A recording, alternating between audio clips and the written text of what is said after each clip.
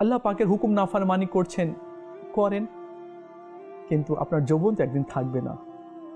মত কখন চলে আসবে কেউ জানে না। অন্ধকার কবরে কি করবেন বলেন? আজ তেলাপোকা দেখলে ভয় পেয়ে যাই, কিন্তু কবরে কি হবে? আপনার চুলগুলো ঝরে যাবে, আপনার ফেসের গোস্তগুলো সব পোকা খেয়ে ফেলবে, চোখগুলো গলে গলে মাটিতে পড়ে যাবে, জিভাটা পোকা খেয়ে ফেলবে, নাক থেকে, মুখ থেকে, কান থেকে মগজগুলো গলে গলে গলে গলে পড়বে, চামড়াগুলোতে পোকা ধরে নেবে, যে চামড়াতে আমরা ক্রিম লাগাতাম এই চামড়াগুলোকে পোকা খেয়ে ফেলবে, নাড়ি ভুঁড়িগুলো গলে গলে পড়তে থাকবে, এর দুর্গন্ধে পোকামাকড় আসবে, শেষ হয়ে যাবে কয়েকদিনের মধ্যে দেহ, থেকে যাবে হাড়। তো হাড়কে কে খাবে?